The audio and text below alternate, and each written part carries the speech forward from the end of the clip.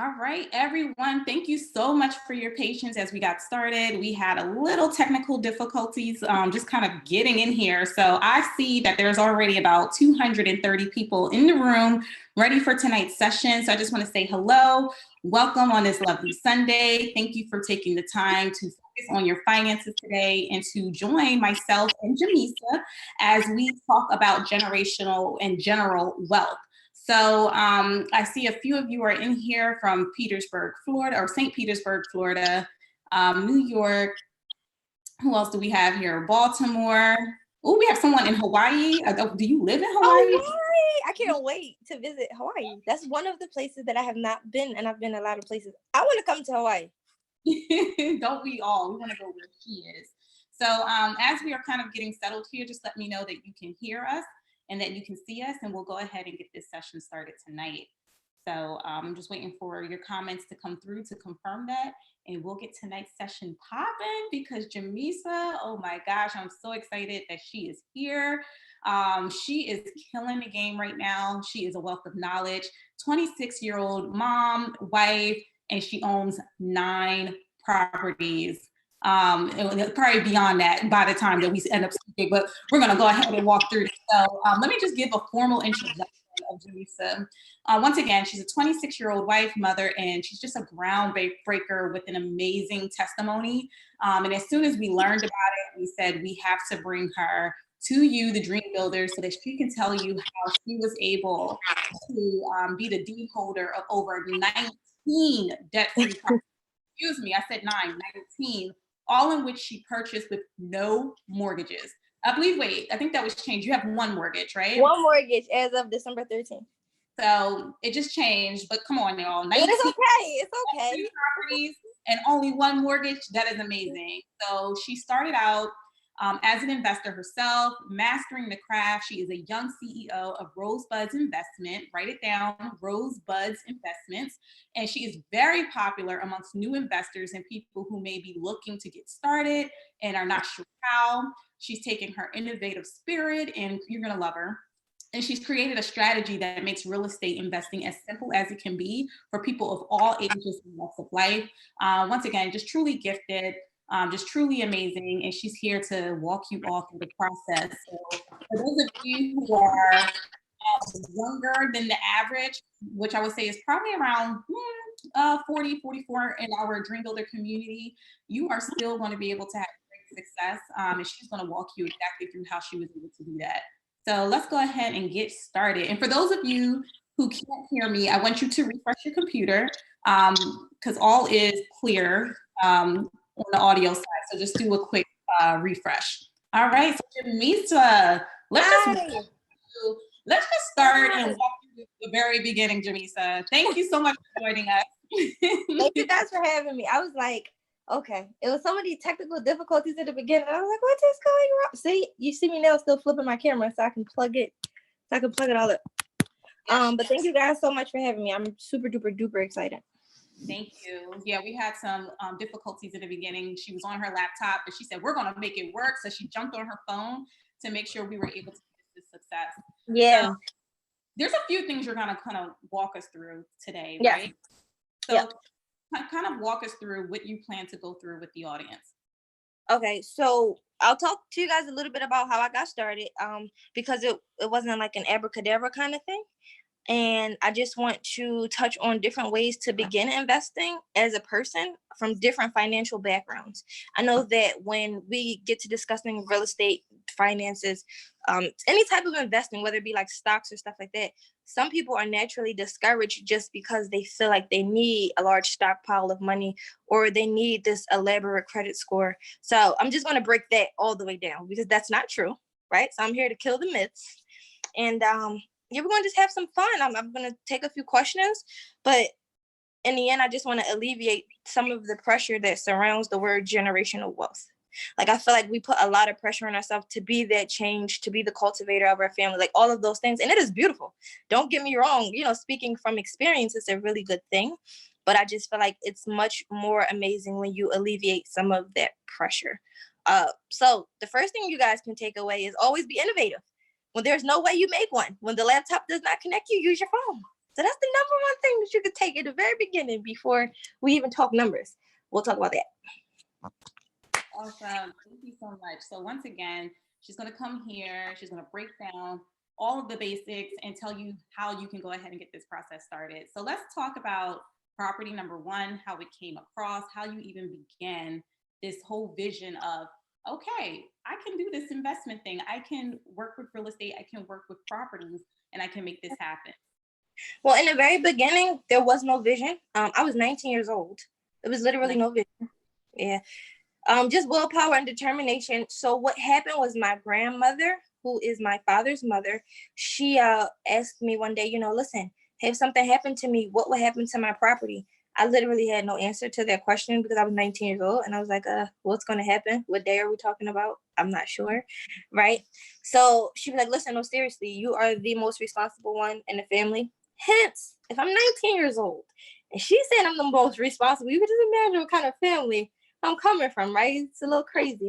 The family tree is a little crazy, but we all have family. So what she said was, hey, you're the most responsible. If anything is to happen to me, I want you to be the caregiver of the house. I want you to pretty much hold it down. If anyone needed somewhere to live, I want you to be able to have them stay here. They will pay you rent. You'll be the landlord. She had like this nice little list of impossible things. Literally everything on the to-do list was a contradiction of the thing before the last thing that she said. It was like, you want people to pay me rent. You don't want anybody arguing over the property. You want everybody to have somewhere to stay.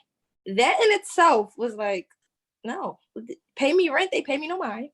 Not argue. Oh my God. Everything was just like, whew. But that's what she asked of me. And me thinking nothing of it, I agreed. I said, okay, cool, no problem. Because I didn't foresee her actually going through what ended up happening later on. So what happened was we figured out what type of paper was needed. We, meaning me, with a lot of Google and just asking questions. And we end up doing what's called a dollar deed transfer. And that's something that can be done amongst family members or people who are close enough to be considered family. That's a way to transfer ownership from one property to another, to just pretty much alleviate transfer tax. That's it. So now in the real estate world, I know what that is. At that time, it was me signing my piece of paper with her, having it notarized, and then shipped off to a title company. That was that at the time. So that was fine. We did it. It was great. And all was well for about a year after that. She lived in a property. I literally almost forgot that I signed the papers. A year after we signed the papers, however, she passed away.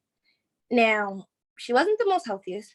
So, but these are the things you take for granted. She was always unhealthy. So it's like, what's the difference between now and next year? You don't really see those type of things coming. But it happened. And she died very suddenly, very randomly. And it was like, okay. So at that very moment, it became like real for me. I won't say same day. Well, almost same day. Same day you had the family coming in, changing the locks to the property. We have those things. There's some people who actually have properties in their family right now, and there's like these huge feuds that go on. I went through that. So I'll be the first one to tell you all of the pitfalls. That was number one. Youngest, very, very small. You see little me? I was littler, very, very small. And everybody's twice my senior. You're now talking about my father. You're talking about 3 uncles and an aunt that's twice my senior. So that was a lot.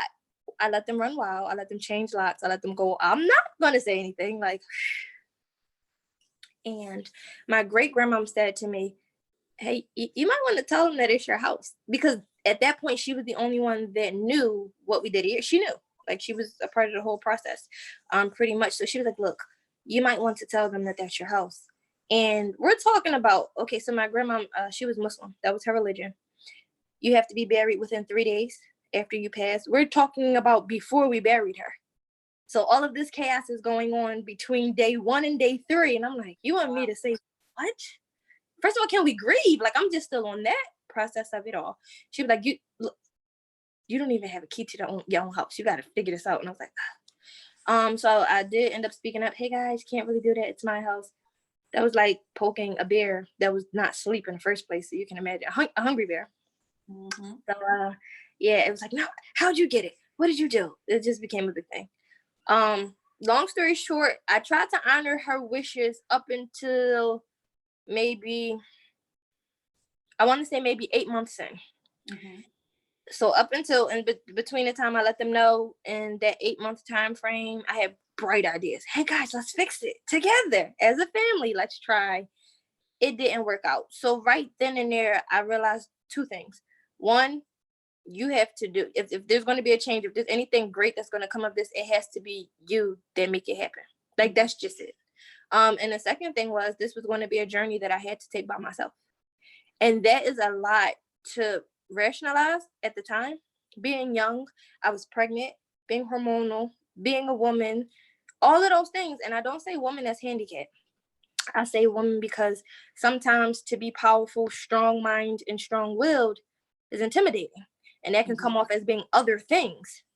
But I had to be that. Whatever that other thing was, whatever they thought, I had to literally look past every thought of another person and just say, hey, this is what you're going to do. Take it on, get it done. Realized that really quickly. Realized we're not going to do anything as a family. They had no intention on operating as a family. And then I also realized that the rules that my grandma gave me, they didn't really come with instruction. So there was no will. There was no, this is how you pay taxes. There was no, this is how you come up with the money to pay the utilities. Because I was actually a cashier at the time. So I was like, okay, trying to get it fixed up. We were literally getting quotes from contractors that were like 60, 70,000. Hindsight, that's no money. 19, 20 years old, I was like, whoa, hello, I'm getting paid $150 to $200 every 2 weeks. I don't have it. But what was really constant, and I'm very avid with like paying attention. I'm very aware of things, very curious by nature. Like, that's always been me. When I was younger, I was like a latchkey kid, so I pretty much raised myself. I was always the one like tapping into the other side of my brain. What I did realize really quickly was every contractor wanted to buy the house. Every last one of them. So urgently that I had some people even like saying, hey, I'll cut you a check right now. Walk me to my truck. Wow. Right now. I was like, well, at the market, we don't take personal checks. Maybe I shouldn't take a personal check. But at that moment, I realized, okay, you have something here. You have something. You have something here. Now, before that, my brain didn't go anywhere past people live in houses. It didn't go past it. I don't know why. I mean, I wasn't taught it, but I don't like even using it as an excuse. I just will tell you right now, honest to God truth, it didn't go past the fact that I walk past houses every day. The world is made up of blocks with homes on it. People live in them. That was it. My brain didn't go past that. So my second aha moment was from the neighbor, my grandma's neighbor. Really nice guy. Well shaved, 3-piece suit, really good cufflinks, great cologne, living next door to my grandma. Now, I'm from South Philadelphia, so we're talking about the South Philadelphia market at this time. He had a rooftop deck on top of his 3-story home. Beautiful, like a pool was up there on the roof, overlooking the skyline of Philadelphia. His house looked exactly like every other house on the block, minus the few that were like my grandmom's that were still standing. Prior to this time, though, a few years back, there was no house next door to my grandma. It was a lot. And then prior to that, maybe 2-3 years before then, there were all vacant houses. Again, okay, every house was bad. They knocked it down. They built new houses. Again, my mind is not going into who did this, why they do it, what does this mean? I did not know. I had no idea what was happening, but he knew. He knew he spent $300 and some odd $1,000 for their house, and my family breaking in, throwing trash in the backyard did not work for the appeal of his home. When he looked off of his rooftop deck, he did not want to see debris. But he was my friend. I say that because he always was really patient with the whole process. If I was unable to get to the property, when things went wrong, he would call like, hey, this is what's happening. How do you want me to handle it? Do you want me to go in and make sure? Like, he, was really nice about it. He helped me help him help me. I'll say that. There you go. Teamwork. Yeah, and I'm okay with it. And I'm okay with accepting help. So this is the thing. Some of these jewels are going to come, and it's like really practical advice. I'm going to be honest. Right now, my real estate portfolio is 3.6 million. It's something like that. 3.6 million. It's 3 point something. I don't know the exact numbers. At this point, I'm not even counting. Equity is just equity. I really don't even make it a thing. I love how casual you say that. I'm going to be honest. No, that's a whole nother thing. We'll talk about that in a little while. Some people get so caught up in the word millionaire. It took a very long time for me to actually become liquid with the assets. It was just equity. So you can have $1 million in equity and be broke. Don't get caught up in titles. Sometimes we just follow like the rainbow and listen. We'll talk about that later. Anyway, what ended up happening was he connected me with the realtor who helped him purchase his property, which was great. At this time, it's a professional. I can put an actual title to a person. I feel safe now. I feel better. I'm not really quite sure what I'm doing, but I feel better because I know that this comes with the title. If something goes wrong, I have a company that I can go ask questions to, not the contractor that's writing me a check out of the back of the trunk. So that was all well. We sat down. We had a conversation. He didn't really give me too many options. Pay attention to that. Notice I said I didn't have many options at the time that I was made aware of. But what he said was, hey, look, we can list this property for 150, I think it was 115,000. Might have been like 115, 120, something like that. We'll sit it on the market. We'll see what happens. We went over like the consumer notice and things like that. So at that point, I felt good. I know how to read. So by just reading the contract, I was like, okay, we're good. He not gonna do anything shady. We okay, right? Signed the paper. It was great. It sat on the market for 7 days, maybe 8. We had a bidding war. Day 8. Okay. Again, my little tender brain is not thinking bidding war. People want this. Why are they fighting over? Like I just was like, oh, okay, then where are we? We were at 152. I accepted the offer. We were at the closing table within the next 10 days because the title was free and clear. I was debt free. Her house didn't have any debt on it at all. Oh, so we got to the closing table fairly quickly. It was great. I got $152,000, and I want to say that was after taxes, if I'm not mistaken. Mm-hmm. Oh. 20. Yeah, I'm 20 years old at this point.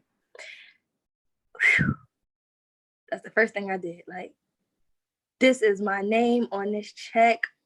Oh my gosh. Like, what do I do? Like, wow, it was just so crazy to be handed that much money at once. That was more money than I knew existed in the world. Like, I knew it was like rich people on TV, those things, but to real life be a person holding that much money at once, I was like, I can't take this to the bank.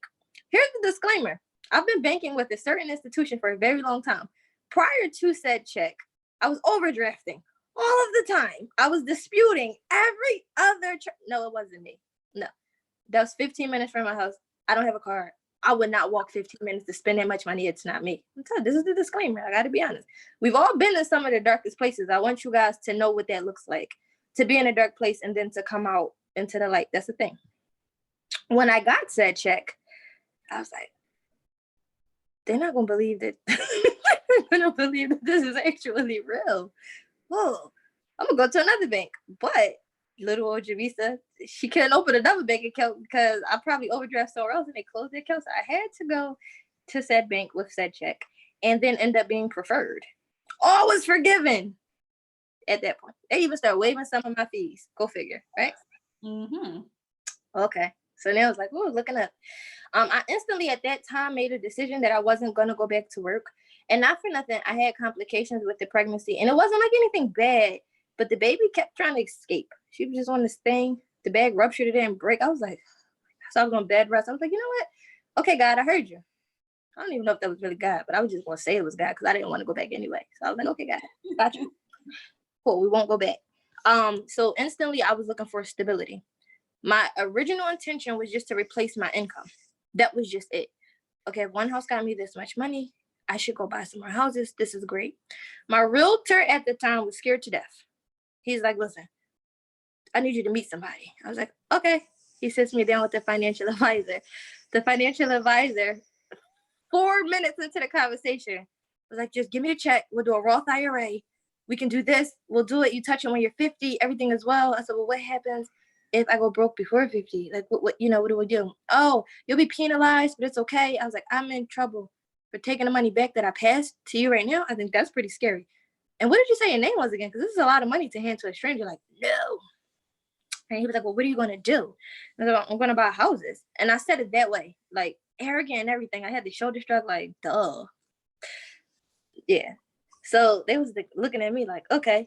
But then as we talked a little bit more, the conversation didn't last more than 15 minutes, but maybe minute 10, somewhere in there, they realized I wasn't like the average human being. Exactly. So I'm going to be honest with you. And I had to deal with this even now still, under my career, I show up to the closing table. It's like, who's the kid? Can't make this up. I went to closing on December 13th. I was with my realtor and the actual agent, the broker. And it was like, oh, you brought your daughter to work. I think they asked her. They said something like that. And it was like, no, this is her house. She's closing. It was like, how old are you? And I was like, I'm 26, right? Oh, I Like, love oh my it. gosh, congratulations. Is this your first house? I was like, kinda. And my agent is looking at me like, I was like, what's my primary? Like, let me have this moment. Yeah, it's my first one. It was like, no. And I was like, yeah. So after that, you get the oohs, ahs, the Googles, and the stuff that happens after a person finds out who they're talking to. It's really so funny. I still get kicks out of it. I walk in and just be very quiet for a very long time. And then after a while, I was like, and that's what happened with the financial advisor. They realized that it was like, that was it. I drive a hard bargain. I'm leaving with the same money I walked in with. No. He's like, just give me half. Give me 25%. No commission today for you, sir. I'll see you later. And after that, I pretty much hit the road. YouTube University. Instagram. YouTube University. YouTube University. I actually have my master's in YouTube University right now. I learned how to do everything except build a house from YouTube. I'll be honest. Shout out to YouTube. You guys are great. Yeah, so I went to YouTube University. I did everything that a beginner would do. I went to real estate school. I wanted to learn the terminology and the contracts.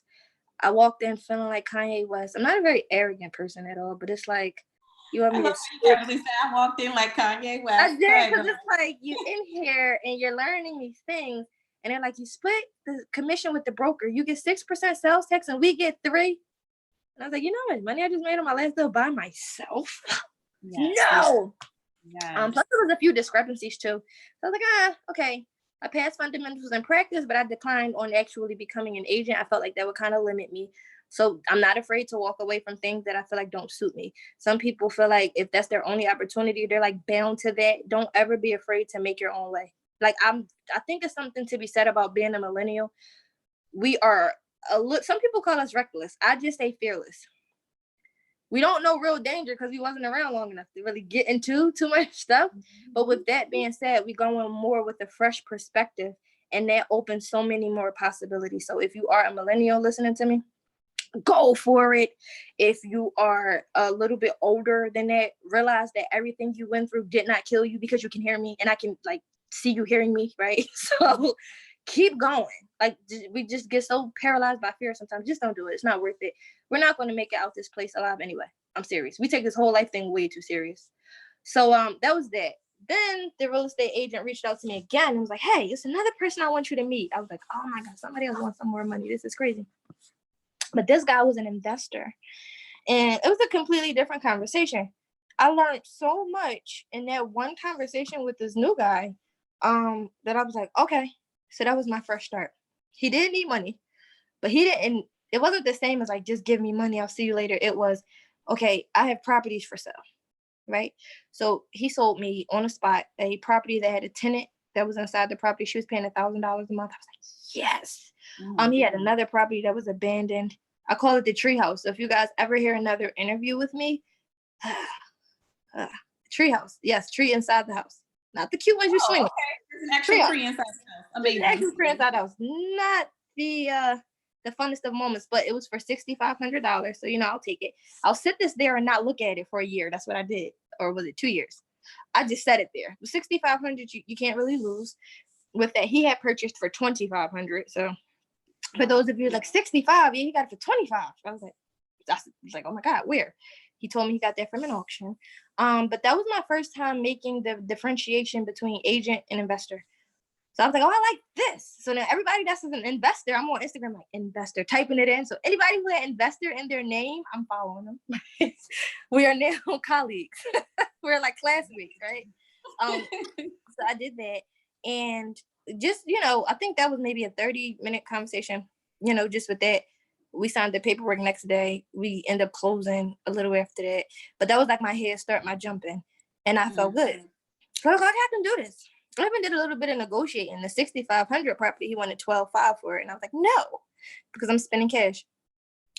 Fast forward, just that whole year, I spent all except maybe 15,000, 18,000, something like that on property.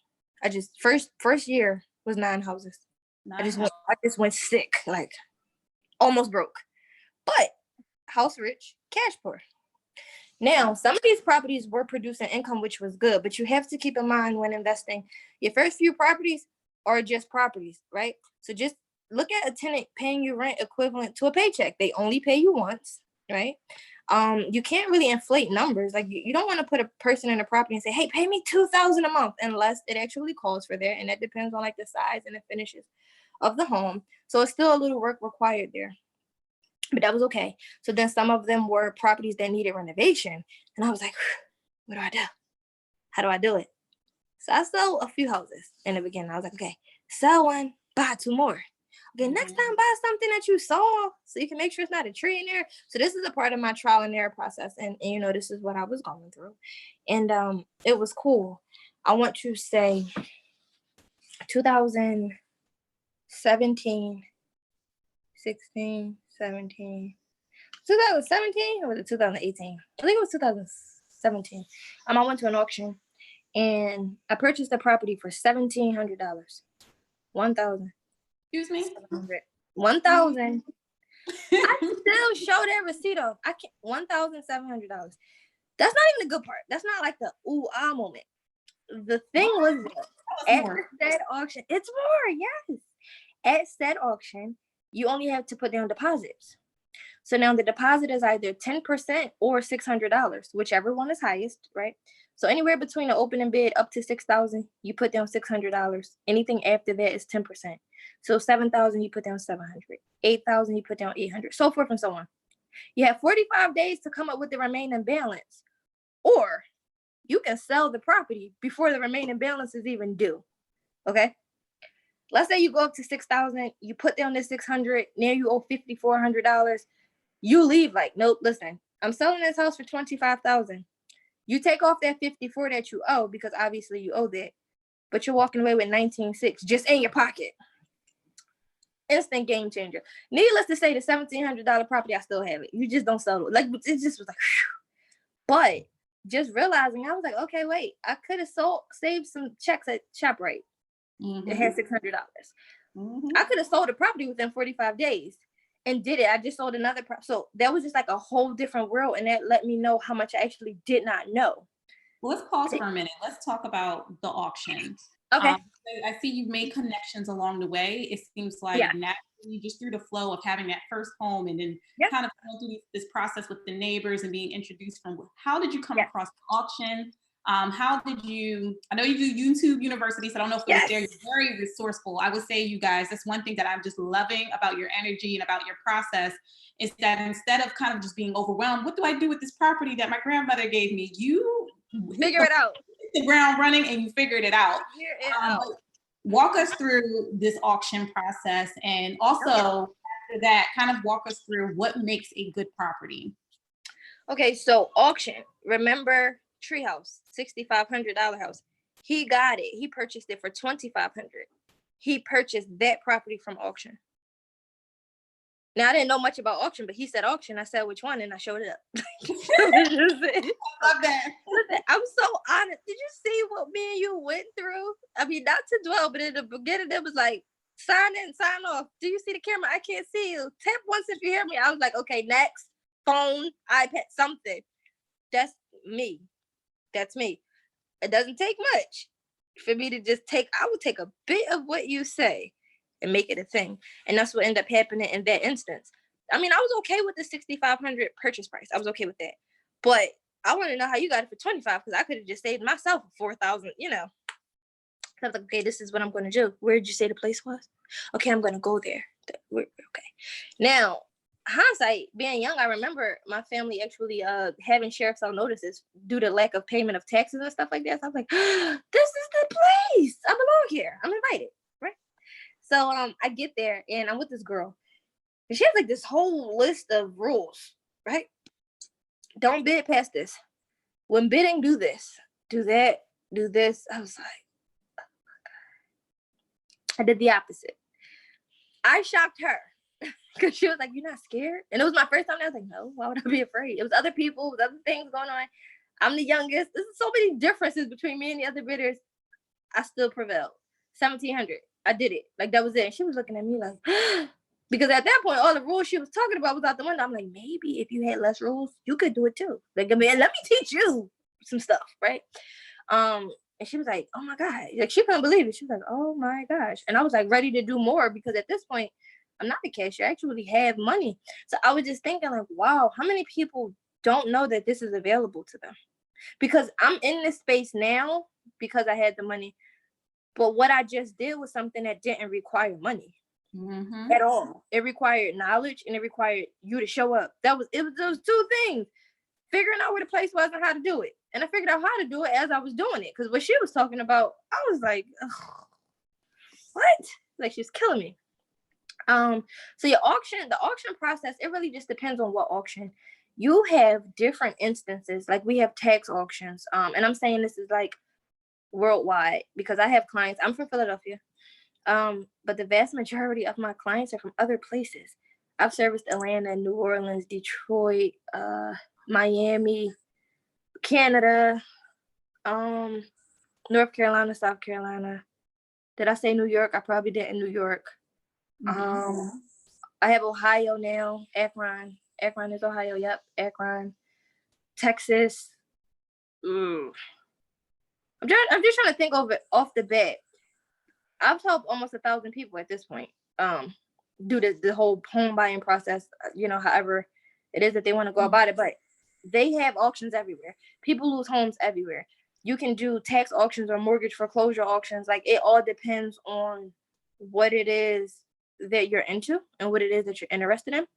The one thing that I will say about auctions is that every different auction has their different discrepancies. And it usually is based by the county that you're in. Philadelphia, we have 45 days to do it. It's 10% down. Then the remaining is due. Atlanta, certain counties, you have to pay it by the end of the business day. Miami is 5% down. The minimum is $200. You have to pay it by the end of the week. So it's all like different things with different auctions. So that's something that you have to keep an eye out for. That's something that I help with, like, when you're looking at different auctions. But needless to say, there's auctions everywhere.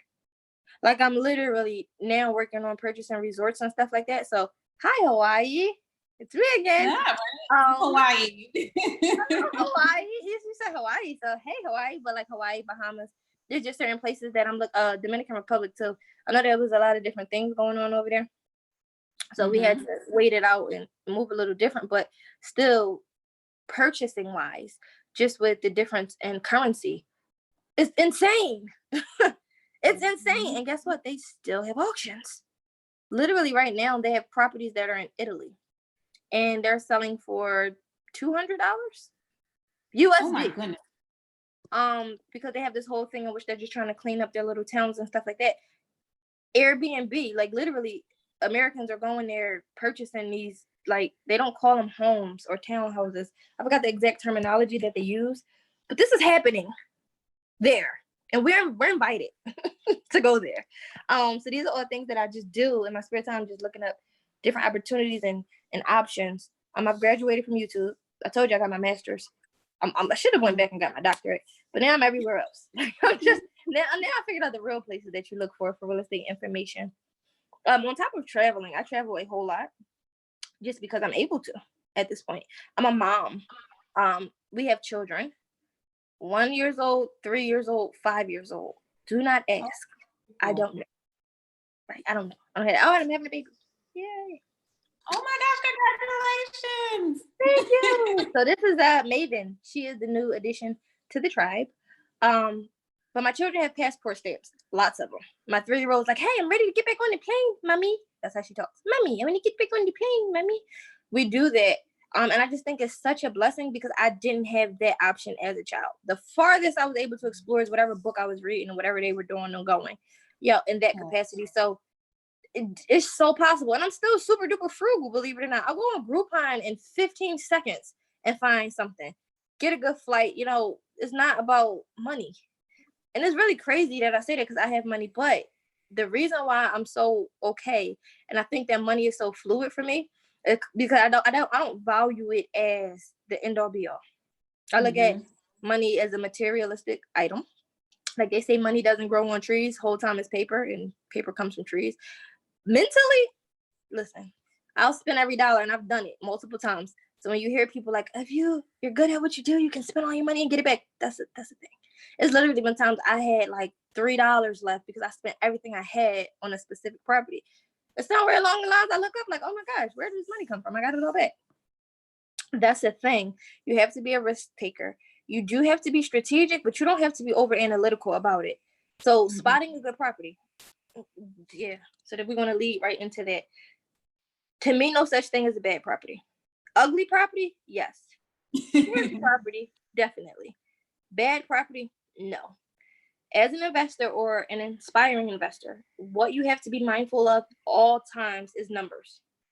That's it. Just numbers. You can get a pineapple under the sea if it's priced right. Great job. SpongeBob will rent it from you. He doesn't own his house. SpongeBob's not a homeowner.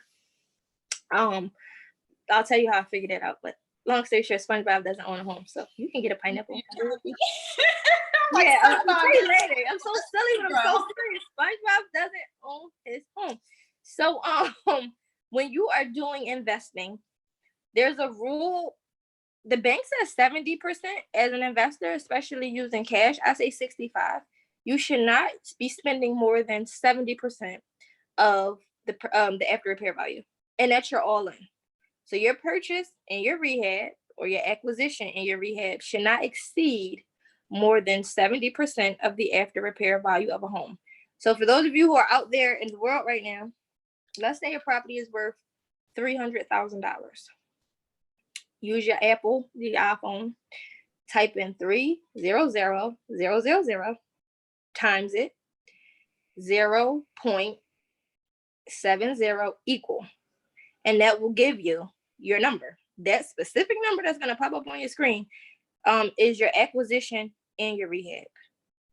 Okay, that's it. So every single property, you follow that specific formula, you cannot go wrong. So at that point, let me actually see. Look at me. You see, I'm actually going to use the same calculator I told you guys to use. I told you that to do this stuff. What? I'm not going to just be spewing out numbers and they're like, oh my gosh, she's so smart and she can't count. What did I say? I said 300,000. Where are we? Yep, 300,000 times 0.70 gave me 210.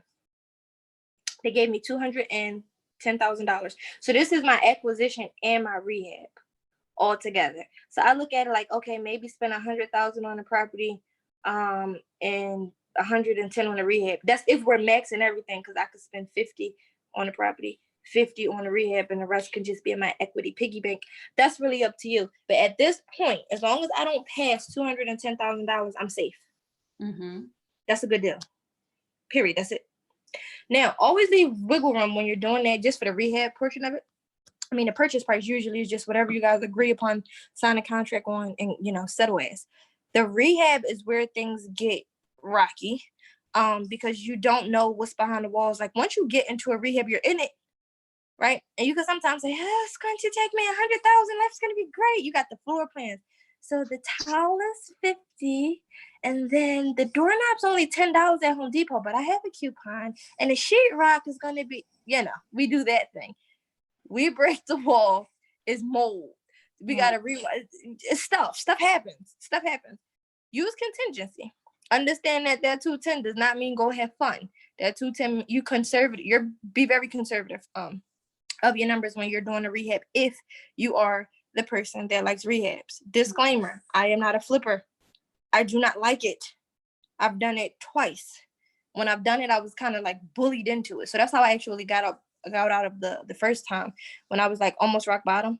Helped another investor who got into a project. We were going to say his numbers was 210. He ran out of money and still needed work done. And I was like, I got a little bit more. What did you say the return was? 25%. Take it all. So I did that.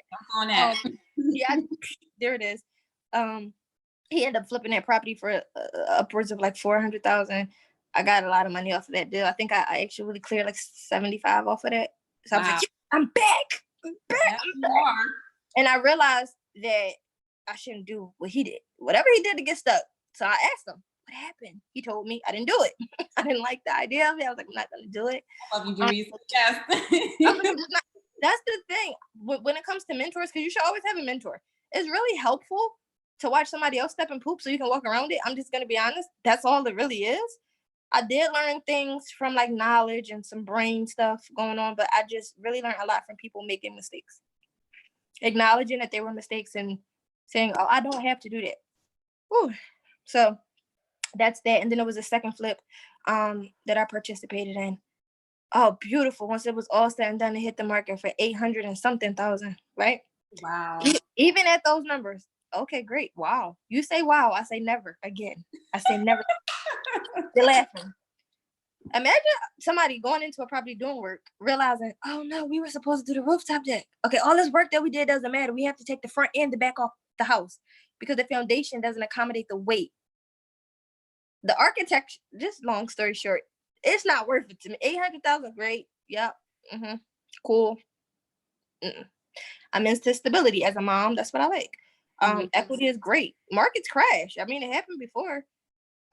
When the market crashed the first time, I don't know if it was like the first time in history, but the 2008 thing, I was in 9th grade. I was not in 8th grade. I don't know. I read a lot about it. Not rocket science. I'm gonna be honest. I didn't survive it because I was really young, but I know how to survive it. Okay, because I didn't die. I'm still here. So my great grandma who raised me, she survived it too. So I was like, yeah, okay, great. People were over leveraged. That's just it. It was greed. I'm gonna be honest. Don't over leverage. People are like, no mortgages. That's great. Yes, I'm petrified. That's the thing. If the market is to flip upside down and this beautiful home of ours ends up being worth less on paper than it was originally when we got it appraised, guess what? I have 1,001 tenants. We're gonna be cool. They're gonna pay me. I'm gonna pay them. That's just it. Even if I have to lower my rents, right? It's gonna be okay because I don't owe anybody. Everything that I'm getting in rent is just mine. It's just nice. That's how you do it. Is leveraging okay? Yes. It makes absolutely no sense to spend all your money. I am insane. Don't do what I do. Do as I say, not as I do. I don't know where that quote is. That in the Bible? I don't know. I don't know where that comes from. It's used often. It is. It's used often. Yeah, but that's the real thing. I'm different, and I have the gut to spend a lot of money at once. I remember being broke. That's all that comes from. I look at money like, all right, great. It's kind of like challenging for me. Like, how much can you spend and how fast can you make it back? Do it again. It's like a thing for me. And I have some time, it's okay. And I just always feel like I could sell a house if I needed to. I'll be okay. But leveraging is key. I do listen to a lot of other people who are wealthy, and they say OPM, which is other people's money, and they use it. And I know how to use it. This is the thing, I know how. This year I am going to pull the equity out of one property. I have a 3-story, which is considered a triplex, and it's valued at about $700,000. So I'm going to pull the equity out of that to just go reinvest. So I'll do it again. So later on, when you hear me say 2 mortgages, it's coming. I pray about it at night. Got to get over the anxiety.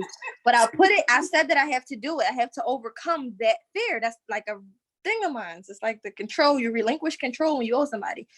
But at this point, it's like, okay, Jamisa, all right, like 2 mortgages to, you'll be fine. If you are going to leverage, do it wisely.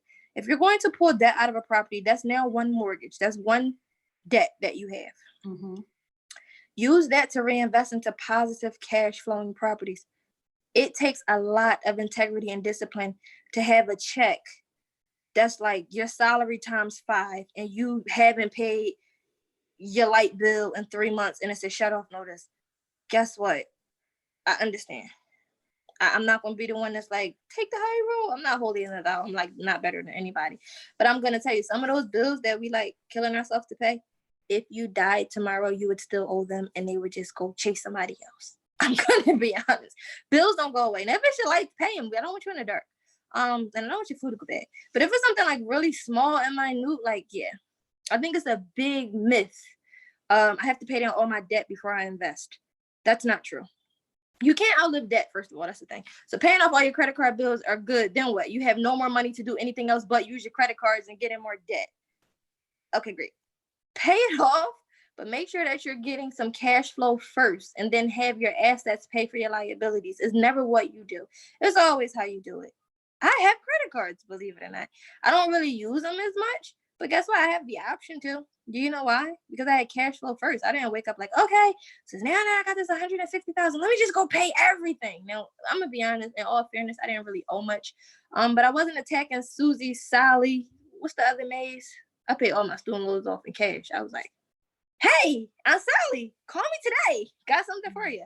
Right. But I didn't do that. I didn't do that right away.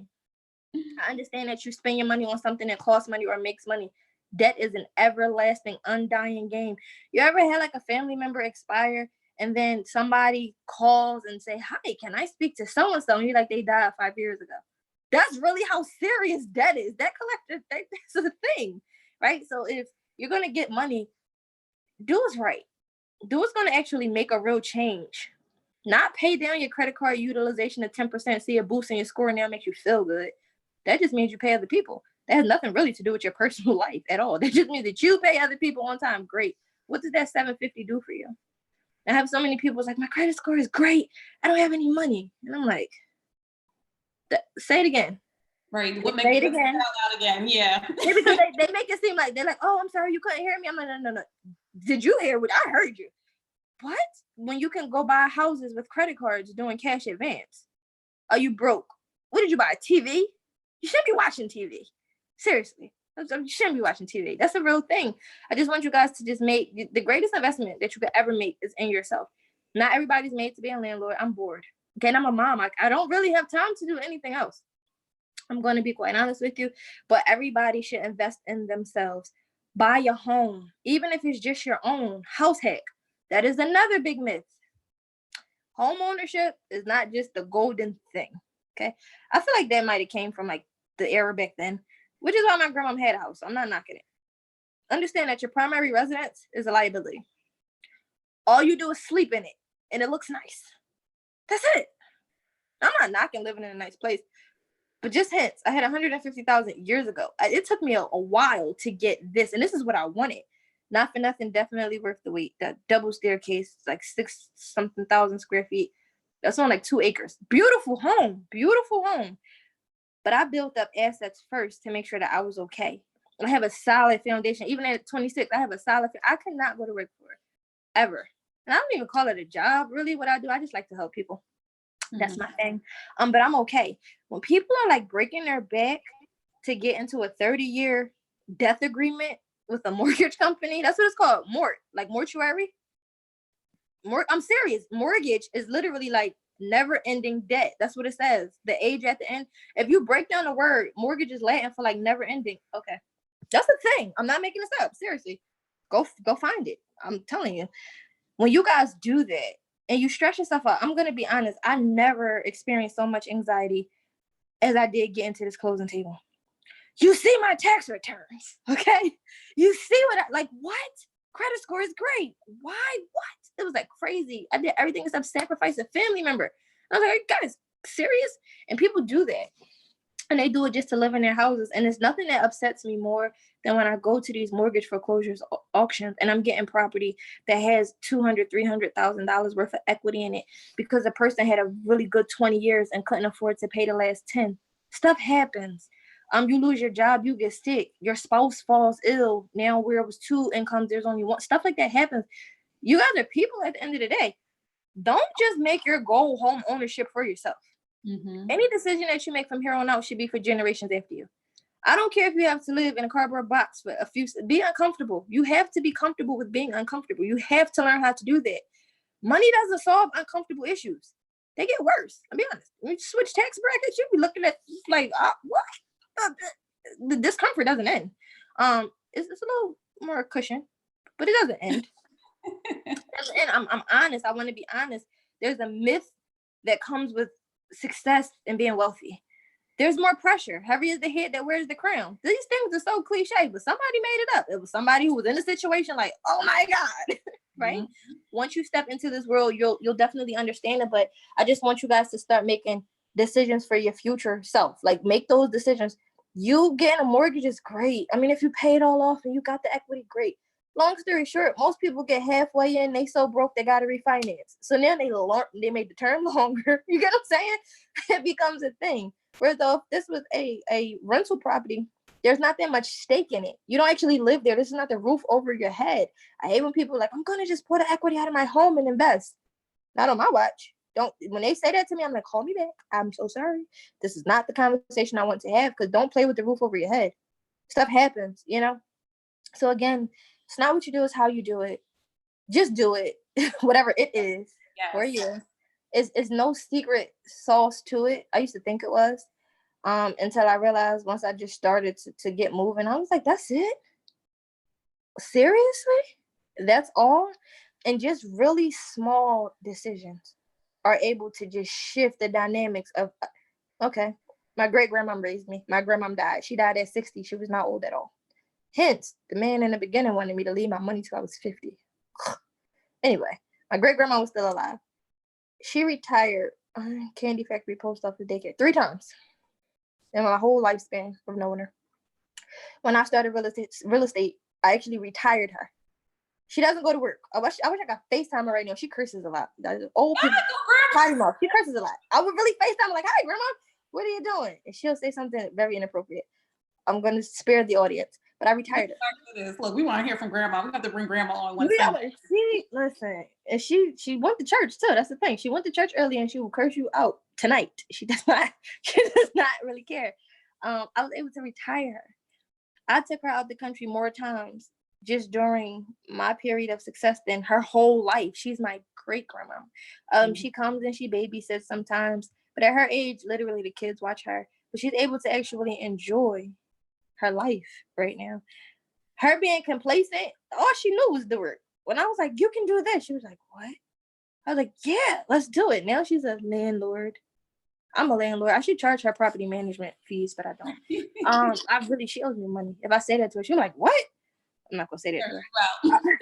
Not gonna. One day I'm gonna record it. You'll see her on my YouTube channel. I'm gonna make a YouTube channel so you guys can listen to all the times I get cursed out by her or from people that I'm calling trying to buy houses. The bloopers are so funny. Hence my sense of humor. You have to laugh through so much stuff. Yes. So yeah. But I retired her, and I thought that was really cool to be able to give her her flowers while she could still smell them. Think about that. You want to know, like, when people say you have to know your why, some of these things are so simple. You've heard them. I'm not here to tell you something brand new. Like, guess what? There's a secret. There's no secret. I'm not in the Illuminati. Like, it's not a real thing. People just are out here doing the work, and they're not afraid to fail. That's all that it really is. They're learning from mistakes. Take the L. The L is learning the lesson. That's the L. Not I failed. Understand that when I sold my grandma's property for $152,000, it might have been 2 weeks after that, I realized I was supposed to sell that house for $300,000 or more. Understand that my first sale was $250,000 less than what it should have been. Understand that after that, my great grandma sold one of her properties because she was like, "Oh, you sold yours? I'm gonna sell mine." I wasn't supposed to let that happen. I was supposed to take my 152, put it into her property, pull the equity out, and we were supposed to have to understand at that very moment while everybody was broke, she was retiring 53 times. I was a cashier. We were sitting on almost $1 million worth of property just in our family in the middle of the hood. Understand that. Understand that didn't stop me. When I figured it out, I wasn't discouraged like, oh my God, I'm doing this all wrong. I'm just not going to do it. I was like, let me go find that 250. Hold on. It's never like when you start to change the way you look at things, the things you look at really do start to change. Like that's a real thing. Today, to be 26, to be a millionaire, that's great. To actually teach people a millionaire mindset is just something complete. That's so much more satisfying than money I'm going to be. Money's fun. I mean, it's great. Once you realize how fast you spend money, you're going to stop caring about it. Well, you know, when you go to Walmart, I went to Walmart today. I'm no different than you guys. And I went in there to get towels. And I left with pillows. Don't ask.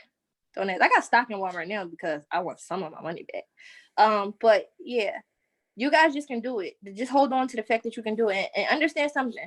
You need to do it. I don't care if you're a doctor, a lawyer. I don't care if you have 3 PhDs. I don't care what you do for a living. When you're finished doing it, you're done. And all you are is a retired doctor, a retired lawyer, a retired whatever, relying on pension and Social Security. And from my understanding, it's not looking too good for those things. I don't know how that works. I'm not old enough to understand it yet. But my grandma, with her, she retired 85,000 times. Hers didn't look too good. I was like, that's it? That's what you get for being old? Okay, and your pension, that's what they're giving you? Oh, they don't even got good Medicare or what is it called? The health insurance for older people. They don't even have that good stuff. They don't even have, I was like, don't get sick so you can get sick. I mean, you can get old, but you can't get sick. Oh, she has like what is it called? Blue Cross Blue Shield or something. Her copay is like $300. I was like, oh yeah, you need some, yeah, it's necessary. It's necessary. And then we just get so caught up in like the norms, pay the health insurance and stuff like that. People get rich off of health insurance. Okay. Life insurance, that's the same thing. You can actually get insurance policies that you can borrow from to invest. If your 401k is matched, great, that's cool. You can get a self-directed IRA opposed to a Roth and use your self-directed IRA, which can be matched, and invest. Get research, figure out, because it's usually something that you already have, something that you already possess that's in your power that can take you to the next level. Stop thinking that there's missing pieces. You are good enough, you have enough. Stop looking for stuff like, oh, I have to do this, I have to do that. Stop giving yourself an excuse to not do the work. The way out. Sometimes we like to pace ourselves. I'm just going to lower all my debt and I'm going to fix my credit. You've owed Comcast for quite some time. Comcast is not even Comcast anymore. If you were going to fix it, it would have been fixed. They do not forget that you owe them. Don't use that as an excuse to move forward. Just start from wherever you are. That is the secret. The young mom cashier lady said so. So if anybody wants to know who you think you are, who said you could do this? The girl. The girl said it. Tell them that I said that it can be done. I'm like literally living proof. And although I'm very intelligent and intellectual, it just did not take. I think I used less than 10% of my brain to do this. It just took the will to win, the curiosity, because I could tell you're definitely just curious by nature. And whatever you didn't know, you figured it out. And like you said, you learned it along the way. And one thing I'll say is consistent from all of our experts. They all talk about just the mindset, and that all of our experts, they are no different from the people that are watching. It's just that they had the will to win, to get the ball going, and to figure it out. So the whole entire time that you're talking, Jamisa, everyone is just going wild at how much they love your transparency, your honesty. Guys, I love you guys back for being here. You made this session so easy to comprehend and also just very, very fun. There were a few questions that dropped in, but you answered them all just naturally. So I just want to repeat some of them. Someone was asking, do you flip, or do you just sell your properties or rent them? And we know you flipped. Yeah. You'll never do it again, right? I'm not interested in flipping. No, and not for nothing, I'm biased. I don't like flipping, but there's definitely money to be made with flips. So don't listen to me like, yeah, she said no. No, I'm a firm believer of you figuring out what works for you. Me personally, I'm a buy and hold person. Like that's what I like, the stability. I just feel like for the children's sake, if they all have options, like they might not like real estate. I'll be honest. Somebody might want to go to school. I'm okay with that. But then rent this property out and then let that rent pay your tuition. Okay. So I'm just really good on having options. Flipping to me is a job. Once you flip the property, you have money. And then what do you do with the money? You spend it, right? And then you need more money. So then you flip again. What does that process look like at that point? That's a job. People get into real estate for the freedom. I'm gonna be honest, there's not much freedom in certain aspects of real estate. Don't let them lie to you. In the very beginning, I had to give up a lot of freedom to actually now at this point be comfortable with my freedom. Flipping takes away a lot of that. It takes away a lot of that. Rent, however, I can sit here and rest assured that my tenants have to pay me. I know they have to pay me, no matter what goes wrong, no matter what's behind the walls. Even though, in my defense, I put them in really good property, so I don't even deal with a lot of calls. That's a question I get often. Do I do property management? No, I do not pay for property management. 6% of my residual income for something that may or may not happen is pretty invasive. And my lease pretty much stipulates if something happens, this is how we're going to deal with it. Mm-hmm. Either is take this percentage out of the rent, get it done, give me a receipt. I'll come out if I need to. But just putting them in a property that I know is suitable alleviates a lot of the calls. You're not going to call me. Nothing really goes wrong. You have those rare instances where there's a lockout or like a minor leak, something wasn't screwed correctly. Those are small fixes. So no property management. Awesome. No property management. I know we have a resource in the group that kind of talks to that. But it's nice to see that Jamisa is basically giving you another option and telling you that you can definitely handle it if your property is in good Yeah. shape, giving the right property to the right renter. Yeah, but some people, they don't have, if it's not for you, you can't deal with it, hire a property. You have to know what works for you. I'm a people person. Naturally, I'm bubbly. I don't mind talking to a person if I have We to. can't tell. We can't tell. Some people, yeah, some people can't deal with it. They're like, oh my God, somebody's going to call me. So, if you're that person, get a property manager. Just for me, nah, I don't need that. All right. The next question I have is, have you ever sold a property via owner finance for interest income instead of rental income? No, but that's something that I'm thinking about doing right now.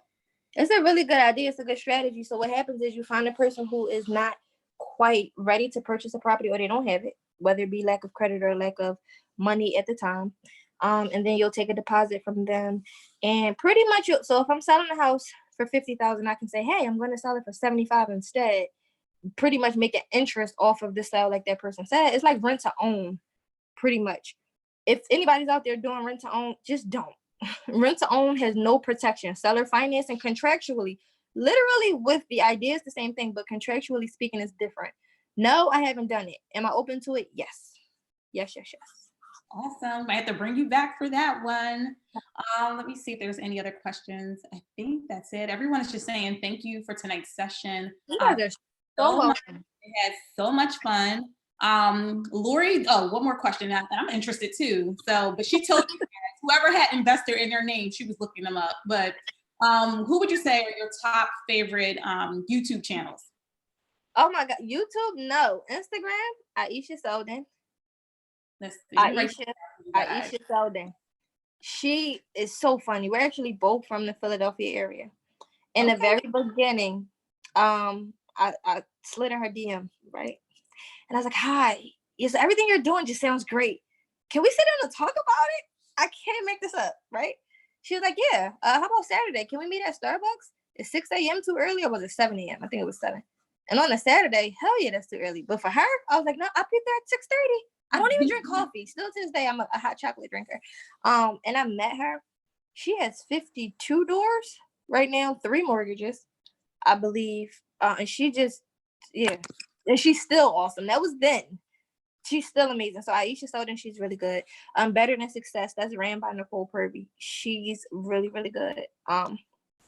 She has one of the largest real estate groups in the city of Philadelphia, if I'm not mistaken. It might be in the state of Pennsylvania. She's really good. These are people that now I can text. I met them just by popping up on them like, hi, I'm a kid that wants to learn something. Do you feel like teaching me? It was literally just that. Who else? Reek Estate is really good. What was that? Rita Estate? Reek Estate. REEK Estate. Who else is really cool to follow? I follow so many different people. Literally. I'm not really, when I started on YouTube, so when I was looking at YouTube, it was more of like the HGTV, DIY, fix it type of project stuff. It wasn't to literally look for people. Okay. When it came to like hands-on real estate knowledge, like that part, I would Google a certain word in a contract or a specific contract, but that part for me was hands-on. Just watching other people do it was like, okay. Because after so many videos, it's like, I'm burnt out because I heard what you said, but I got to see it. And that's another thing too. Every deal is different, right? So you can, childbirth, I'm a mom. I went natural 3 times. I can tell you right now how to do it. You're going to go in labor. It's going to hurt really bad. You're going to breathe through. You're going to push your kid out. That's it. When you are going through it, you're going to be like, she said, I can breathe through it. You can't breathe hardly. So you get what I'm saying? Even for myself, preparing for something as simple as that, not simple, but simple enough, the idea of what you have to do. I read it like, okay, great. Watch the Discovery Channel. I can do this. I got there and I was like, okay. So some things you just literally have to learn from experience. All right. So you do have to learn from experience. And like you said earlier, it's not a loss, it's a learning moment. So as long as you go in with that mindset, everything will seem pretty easy. Yeah, I'm pretty optimistic. It's like, oh, okay, did I die? Nope. So let me try again. All right, you guys, there are a few more questions pouring in. I don't know, Jamisa, I know that we are very thankful for your time. I don't know if you have it's just to answer maybe 2 more. Oh yeah, no, you guys aren't bothering me. I'm here for you to ask me questions. All right. Let me see. Some of these are very similar, so let me try to combine them. Okay. Let me see. Have you considered contacting homeowners who've lost the property and then collect or split on the overages with them? Prior to, I've done it. Prior to, so she's done it. So I think the verbiage was wrong. I have not contacted them once they lost it. I have contacted them once they were in the process of losing it. Once they lost it, it's a whole different ballgame. Only thing I can do is kind of like help you get it back. That's a whole different thing. But I have contacted homeowners prior to losing it, like in just their foreclosure period. Because in between the time you get your notice and you're in foreclosure status, before they bang the gavel, you don't actually lose your property. You still have it. So yes, I've done it. I've done it. I've done subject to maybe twice. So subject to is like a real estate terminology. I've done that twice. There was a time where a person didn't pay the mortgage in 16 months. She owed about $21,000. There was 400 and something thousand in equity though. Her house was worth 400,000. She just couldn't pay the back. I was like, wait a minute. You said 21? Hold on. The sale was on February 5th. It was February 3rd. I had to call the bank like, I'm gonna wire it now. We didn't have really time to do anything else. I had to even do it from my personal account. I couldn't even do it from the business account just because of the time constraint that was on it. But I did that and it was great. So yes, that's also something that you can look into. And when doing the auction trainings, that's also something that I teach. My auction trainings are really invasive. Okay, we stalk people. Okay, how much do you owe? I'm telling you, it's public record, right? How much do you owe? How long did you own? Do you have any violations? Are you keeping up with this property? Do you actually even live here? Do you care about the house? Does somebody leave this to you? All of those things prior to going to the auction, because the auction is great and I love it, but there's options, like this person mentioned, to get these properties pre-foreclosure or pre-auction status. So yeah, I look at literally, I was doing an auction training earlier. There was about 700 and something properties coming up for February sale, and we were looking at people. I was looking at the sale dates all the way to December of 2020. So yes. Wow. So they're out there. Yes. And people are asking about where to find auctions, and I'm pretty sure it's really simple. Yeah. Google. So would you say to start with your city or your county when you're looking up? I would say start with your situation. You got to start with your situation. So when I do the real estate investment calls, that's what we do. We ask you like your short-term real estate goal, your long-term real estate goal, what's your cash and what's your credit. If you're somebody who literally only has $1,000, your auction, the opening bid may not start at a certain point, right? You might have to drive somewhere else to get a better deal, make the flip there, and then come reinvest it into, what your market accommodates number-wise. I would say look at what you can afford to spend.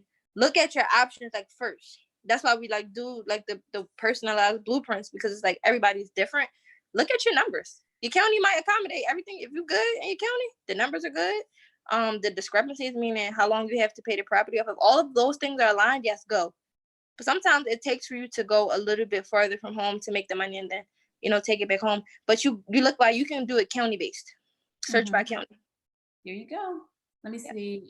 So a few people were asking, like, how do we start investing with the $1,000? And would you say the most recommended way is through the auctions? Through the auction or through wholesaling. And if you do it through wholesaling, you need less than $1,000.